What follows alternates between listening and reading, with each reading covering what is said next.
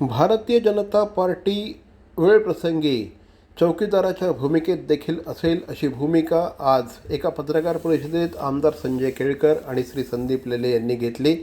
त्यानंतर आम्ही श्री संजय केळकर यांच्याशी बातचीत केली। भारतीय जनता पार्टी महापौर पदावर दावा करणार का, त्याचप्रमाणे सत्तेचं वाटप कशा पद्धतीने होईल, या सगळ्या संदर्भात आम्ही श्री केळकर यांच्याशी बातचीत केली। भारतीय जनता पक्षाचा जवळपास 75% स्ट्राईक रेट या निवडणुकीमध्ये आपल्याला बघायला मिळाला।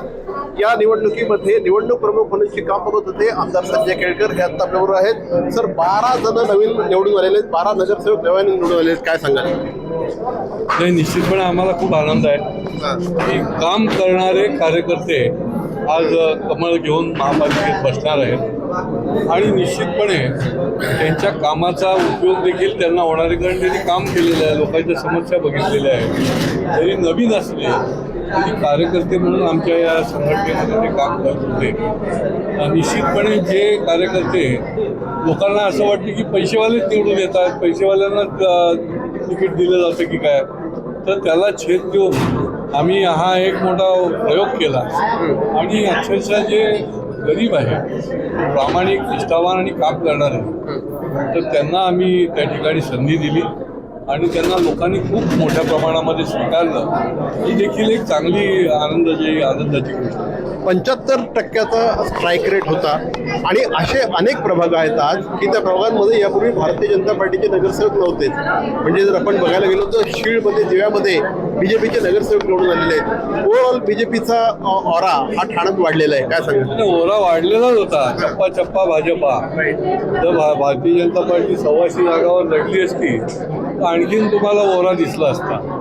खरं आहे की आमच्या संघटनेने आम्ही खूप कष्ट घेतले, आम्ही काम केलं, लोकांची कामं ही अखंडपणे आम्ही केवळ कोविडच्या काळातच नाही तर अखंडपणे ती चालू ठेवली आणि त्याच्यामुळे आज जेवढ्या जागा मिळाल्या त्याच्यामध्ये शिळला पण आमचा उमेदवार निवडून आला आणि या प्रभाग क्रमांक 1 म्हणजे वडवलीला पण आमचा उमेदवार निवडून आला। वागळे इस्टेटला दर झोपडपट्टी जिथे आहे तिथे देखील आमचे 3 उमेदवार निवडून आले आणि माझ्या मतदारसंघात तर 90% स्ट्राईक रेट आहे। म्हणजे 35 पैकी 31 लोक हे आमच्या महायुतीचे आलेले आहेत। आता निवडणुका झालेल्या आहेत, सत्तेचं वाटप कसं होणार हा प्रश्न आता समोर येऊ लागलेला आहे, काय सांगाल? नाही, बघा, सत्ता हे आमच्या दृष्टीने साध्य नाही आहे, आमच्या दृष्टीने हे साधन आहे परिवर्तन करण्याचं, विकास करण्याचं, सामाजिक आर्थिक याच्यामध्ये बदलाव आणण्याचं।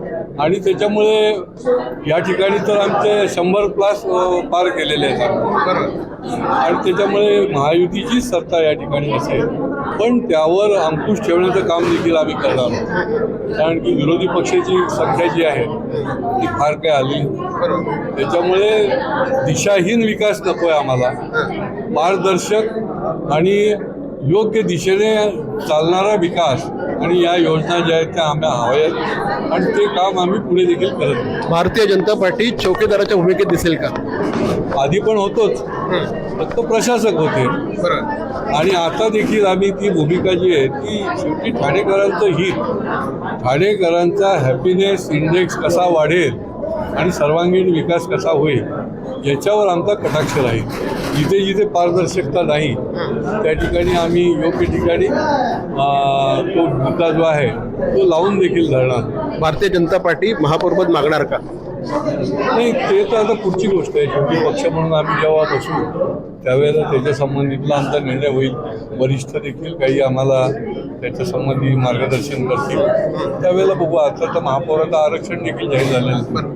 तर हे होते आमदार श्री संजय केळकर साहेब आणि आता भारतीय जनता पार्टीचे 28 जागा निवडून आलेल्या आहेत। आता यापुढे खराच खेळ सुरू होणार आहे तो सत्ता वाटपाचा।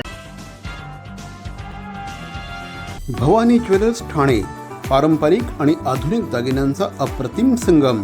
प्रत्येक स्त्रीची पहिली पसंती भवानी ज्वेलर्स ठाणे, नक्की भेट द्या।